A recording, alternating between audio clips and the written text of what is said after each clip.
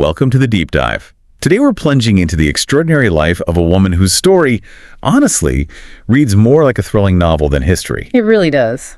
A figure so enigmatic she's often compared to the greatest fictional spies. But unlike them, her tale didn't end in some triumphant escape, but in a Parisian execution. Yeah, quite a grim end. And the question that has haunted historians for, well, over a century is, was she a master manipulator, a brilliant spy playing every side, or maybe just a naive pawn caught in a deadly geopolitical game? Exactly. And I think that's the core mystery we're tackling, isn't it? It is. Absolutely. And the fascinating thing about Mata Hari is that she was probably a complex blend of, well, all of those things, perhaps. A chameleon, constantly adapting to survive. And in doing so, she maybe unwittingly put herself in an incredibly precarious position. Her legend as a femme fatale, that alluring, dangerous woman trope and double agent during World War I, is cemented in history. Right. Yet the full picture of her actions, her motives, it remains shrouded in intrigue, really. So we're going to trace this captivating, exciting, and ultimately, yes, tragic story of Margaretha Zell, born a seemingly ordinary Dutch girl who transformed into the legendary Mata Hari. It's quite the transformation. She's often credited with stealing vast amounts of military information during World War I.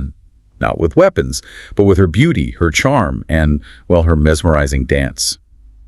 Our mission today is to sift through the sources, try to understand her journey, and maybe, just maybe, get a little closer to the truth behind the legend. Let's do it. Okay, let's unpack this right from the beginning. Before she was the legendary Mata Hari, she was Margaretha Gertrude Zell, born August 7, 1876 in the Netherlands. Her early life, surprisingly, was far from the glamour she'd later embrace. Right. She started out in a seemingly comfortable, middle-class home, eldest child. But that comfort, as you said, it was incredibly short-lived. Her father's financial downfall when she was just 13. Bad oil investments, apparently. Yeah, disastrous. And that really shattered their family stability.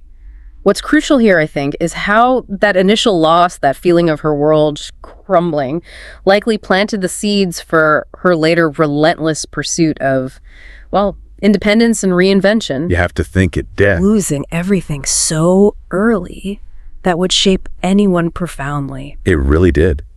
Her parents started arguing, eventually separated, then divorced, and just 2 years later, her mother tragically passed away. Such a difficult time for a young girl. And her father, who had remarried, essentially, abandoned Margaretha, left her feeling betrayed and incredibly alone. Following this, she was sent off to live with an uncle and then to a school.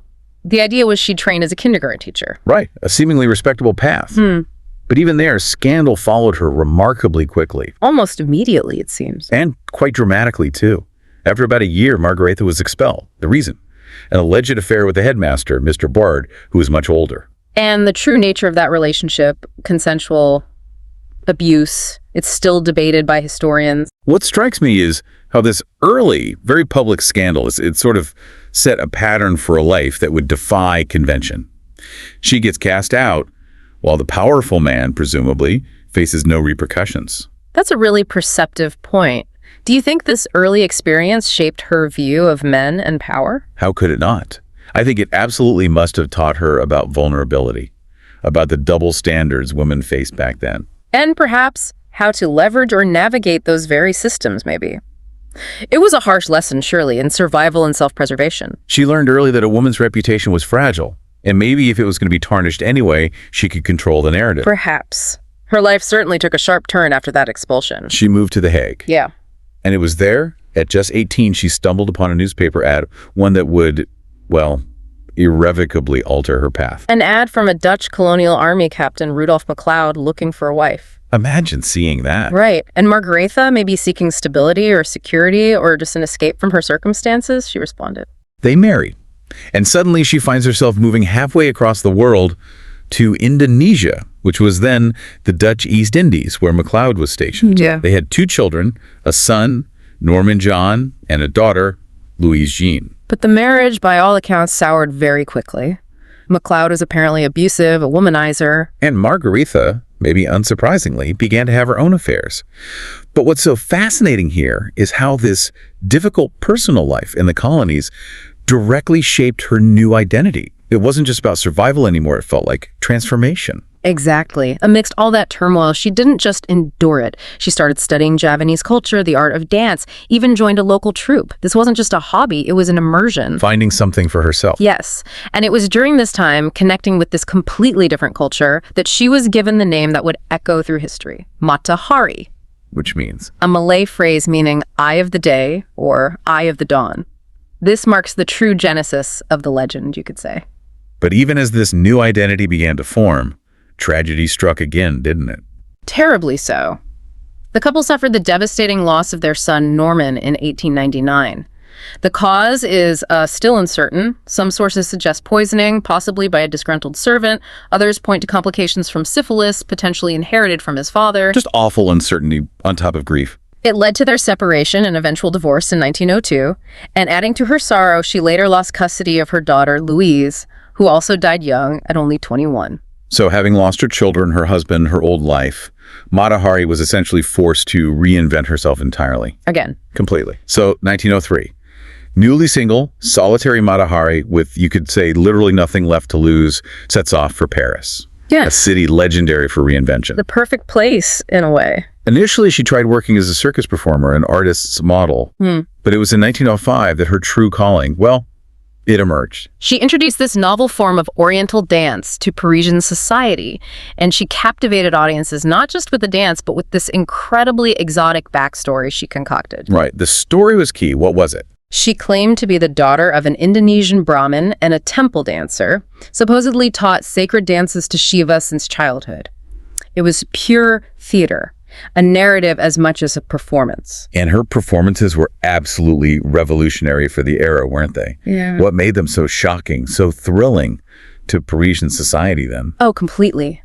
In an age of such strict societal norms, especially for women, her shows were incredibly bold. Minimal clothing, sensual movements. The famous striptease element. Exactly, a gradual dramatic stripping down to just a jeweled brassiere and a scanty skirt. She offered this glimpse into a perceived exotic world, tapping right into a thirst for the taboo, the mysterious. Her genius wasn't just the dance, but understanding what society secretly craved. Absolutely. A truly modern master of personal branding and illusion, you might say, giving the public exactly the fantasy they wanted, even if it was manufactured. And she became an overnight sensation, drawing these high-class audiences, including military officers from all across Europe. Her performances were exclusive, often private affairs. Yes, and some historical accounts strongly suggest she leveraged that appeal to become a high-class courtesan, entertaining and perhaps dancing privately for high-ranking officers in their rooms. And for me, this is where her story truly pivots. Her charm, her beauty, her willingness to shed inhibitions. These became her greatest assets. They opened doors to the most powerful, influential circles in Europe. Doors that would eventually lead her into a very dangerous world. Exactly. As Matahari approached her late 30s, the world plunged into the chaos of World War I. While many entertainers suddenly faced unemployment, her unique status, her international connections, allowed her to continue traveling and performing. And crossing national borders frequently, which naturally quickly drew attention from the fledgling intelligence services of the time. They must have wondered, who is this woman moving so freely? Precisely. British intelligence, MI5, started watching her closely. They noted her frequent travel between Germany and the neutral Netherlands, and her continued association with officers from various, often warring, nations. She moved with an ease that definitely raised flags in that new climate of suspicion. It wasn't long before that attention turned into something more concrete: recruitment. During a performance in Germany, she was approached by a German officer. Yes, German authorities, recognizing her ability to move freely, her access to high-ranking officials, they recruited her as a spy, assigned her the code name H21. H21. Sounds very spy novel. Doesn't it? And they offered her 20,000 francs. Some sources even suggest she received some basic spy training in Brussels. Now, if we connect this to the bigger picture, her value to German intelligence, it wasn't necessarily about, sophisticated James Bond stuff, right? No, not really cloak and dagger operations. It was primarily her access. In those early days of WWI espionage, even minor gossip picked up from high-ranking officers, or small pieces of operational information overheard at dinner parties, or, well, intimate moments. That could be immensely valuable. And her cover was perfect. Absolutely. Who would suspect the exotic dancer of being a spy? It was quite effective because her persona was so disarming, so natural. Now, in the midst of this dangerous new life, something else happens. Mata Hari falls deeply in love. Yes, her heart was apparently captured by a young Russian captain, Vladimir Maslov, who was serving with the French forces on the Western Front. And by her own accounts, she considered him the only true love of her life. Which adds another layer of tragedy, because tragically, Maslov was severely wounded in battle. He lost his eyesight and was hospitalized in France. And Mata Hari, being a Dutch national from a neutral country, she was denied permission to visit him near the front lines. This put her in an incredibly vulnerable position. Her desperation to reach him, to care for him, that desperation would ultimately be her undoing. Desperate to see her injured lover, Mata Hari was willing, it seems, to do almost anything. This raw desperation made her vulnerable, and that's precisely when French intelligence decided to make their move. Captain Georges Ledoux, head of the French counter-espionage service, the Deuxième Bureau, he knew her reputation, her travel capabilities, her connections. And he saw an opportunity. He approached her, offered her a deal, spy for France. In return, they'd facilitate her access to Maslov, plus offer a substantial fee, 1 million francs allegedly. It was, frankly, a cynical manipulation of her deepest desire. And Mata Hari, crucially, without revealing her prior allegiance to Germany, accepted. Making her a double agent, working for both sides, a position that quickly became incredibly dangerous, incredibly complicated. Yet, despite the immense pressure, she reportedly proved somewhat effective, at least initially. Sources claim she collected around 1,700 pieces of military intelligence using her unique methods, her bed and beauty as her weapon, as some put it. It really highlights the unconventional nature of espionage during that era, doesn't it? Her unique blend of charm and that perceived innocence allowed her to gather information where maybe conventional agents might fail. But her personal motivations, her love for Maslov, that created a huge vulnerability. Absolutely. Ledoux grew suspicious, apparently, when he learned Mata Hari was sharing some information with Maslov, maybe pillow talk, maybe more, who in turn might have shared it with Russian command. It made her seem unpredictable, untrustworthy in Ledoux's eyes. Yes, and this seems to be when Ledoux started mistreating her, withholding promised pay, maybe sending her on increasingly dangerous, perhaps even impossible missions. It sounds like he was setting her up, or at least becoming wary. Realizing her life was truly at risk, she seemed to enter this phase of operating almost as a freelance spy, offering bits of information to anyone who would pay Germany, France, Britain, Russia, even Spain. A move of sheer desperation, really. It made her a person of interest to virtually every major intelligence agency in Europe. The net was closing in. The web she was weaving grew ever tighter, and German intelligence, perhaps seeing her now as too unreliable, maybe a liability, decided to cut ties, but in a most cunning and brutal way. Yes, German Major Arno devised a trap, a really insidious one. He deliberately leaked false information to Mata Hari, something about a German-Ottoman plan to send small troops via submarine to Morocco, information designed for her to report. And she, believing it to be genuine intel, dutifully reported it to French intelligence, to Ledoux. Exactly as Arno planned. And this is where the trap truly sealed her fate. A masterpiece of betrayal, really. Crucially, Arno then transmitted a coded radio message back to Berlin. Knowing the French could intercept it. Precisely. Knowing the French had broken that particular German code, the message, completely fabricated, stated that Agent H21, Mata Hari's German code name, had informed the Germans about various French secrets. It was a clear, undeniable setup designed specifically to incriminate her in the eyes of the French. Wow, so they used her own handlers against her. Exactly. It was a calculated, cold-blooded move. The Germans essentially used French intelligence as a tool to eliminate a potentially problematic agent. By fabricating this evidence, they handed Mata Hari over to her other employers, ensuring her elimination without any direct German involvement. They basically engineered her downfall to tie up a loose end. French intelligence intercepted the message, decoded it, and immediately confirmed that H21 was indeed Mata Hari. She was swiftly arrested in her Paris hotel room and charged with selling French secrets to the German government. And to add insult to injury, Ledoux, her former French handler, the one who recruited her, publicly exposed her as Agent H21, essentially confirming the German fabrication. So Mata Hari was sent to the infamous Saint-Lazare prison. But her trial.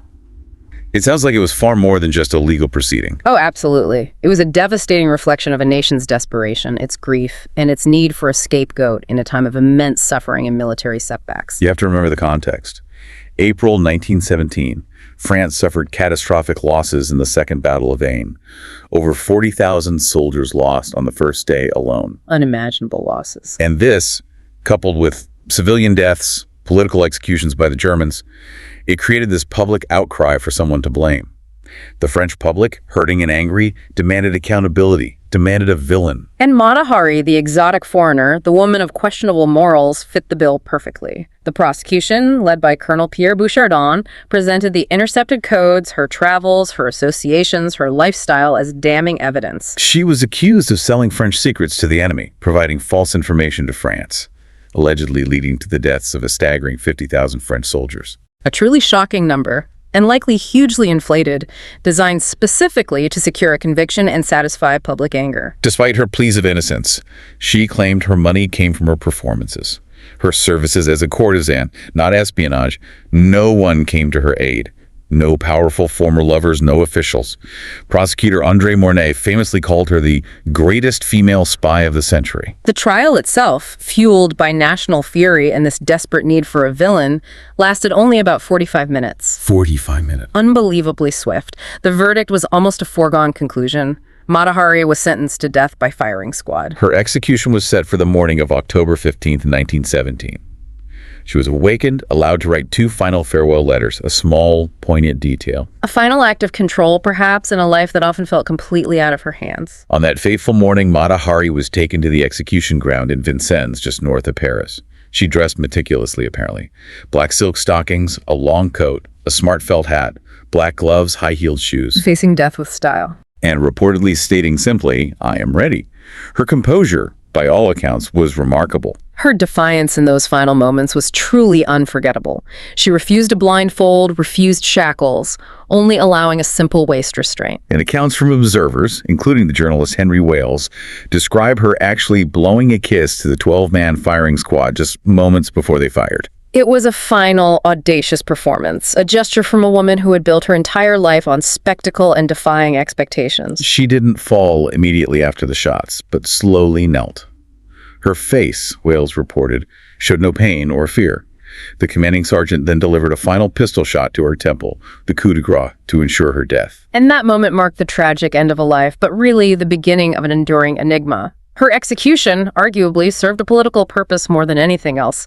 It made her a potent symbol of treachery in a time of deep national crisis. Perhaps more a victim of circumstance, prejudice, and wartime hysteria than a true master spy who single-handedly altered the course of the war. I tend to think so. Her life, right from childhood, was one of constant struggle, constant reinvention, always walking that tightrope between agency and vulnerability, navigating a world run by powerful men. Mata Hari's life was just this whirlwind of reinvention, glamour, love, secrets, and ultimately betrayal.